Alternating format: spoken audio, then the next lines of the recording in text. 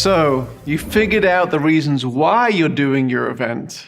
The next thing you need to figure out is how to communicate what you're doing to your intended audience to ensure the right people are at your event. Although this is a little bit of a simplistic take, the human dynamics of any event remain pretty consistent whether you're a nervous high schooler wanting to pull off the student event of the century, or gathering 80,000 into a football stadium, or hosting an online event of any size. It really is true if you get that school quarterback and cheerleader and their buddies, people start paying attention no matter what demographic you're trying to reach. The quarterback may be different for different audiences, and you may have to be ready to communicate these nuances in language that your particular audience understands and connects with. But outside of these communication differences, other dynamics are actually often the same. The bottom line is that getting people to an event typically revolves around a number of rather similar factors. So let's consider the reasons why people register, buy tickets, and eventually attend an event. And these things are things that you need to consider in your networking and marketing as you prepare for your event. Number one, people will come to see a VIP, a favorite musical act, an influencer, a subject matter expert. That stage lineup is important. Number two, people come to learn. They're going to be equipped at your event.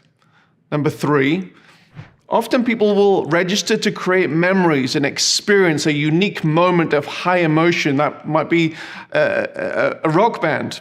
Number four, for the networking opportunities, often at expo events. Number five, to support a cause. Number six, to be at the event of your tribe, your affinity group, the annual get-together. Number seven, because friends and colleagues are going to the event and people want to be there and belong to the group.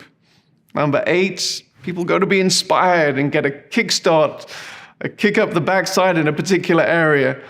And number nine, people go to be entertained.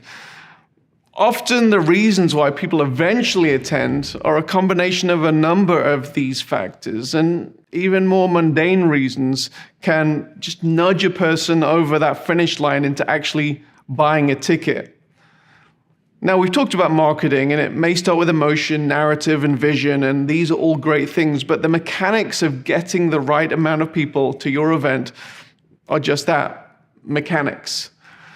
And after a number of events, you will typically be able to estimate the percentage of people who will show up when comparing that to the number of people who have registered. So if you have a free event, it might be, we typically get 50 to 60 people, 60% of people who register who actually attend. Or if you have a paid event, it might be 85 to 95% of people. Also, the same dynamics of giving attendees a nudge to register with tools like giving a price break for early bird purchases, maybe a coupon code or an opportunity to be part of an exclusive component of the event, like a VIP group. They're seemingly mundane, but they can be surprisingly effective. Therefore, it's important to employ a number of marketing strategies when inviting your potential audience. Communicating both the high-level narrative that we've talked about, as well as these more mundane tool nudges on timing, cost, and exclusivity, which can get people over the edge, and so you know the number of people who are going to attend your event. The next question is, who do you want attending your event? As we've previously mentioned, it's important to narrow in on the goals of the event that dictate who should attend. The value of success isn't always determined by the number of people registering. The question is, do you want the people who are attending to maybe complete a particular action after the event? Do you want to inspire a certain demographic to do something as a result of the event? Answering this who question will dictate your marketing strategy and the critical criteria of success moving forward.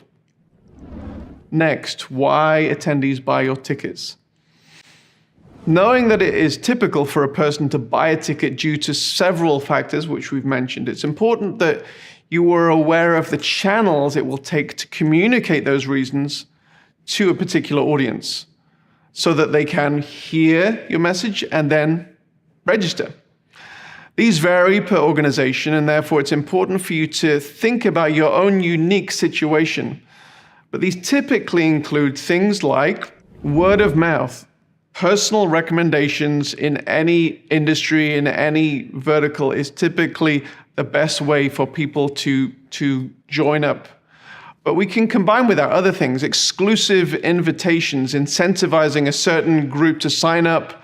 Maybe it's an influencer recommendation. It's not just a friend, but it's somebody who the particular demographic really recognizes and admires, who recommends people sign up, is always helpful, and typically one of your best forms of marketing. Because one of the main reasons that many attend an event is because other people they know are attending, it's critical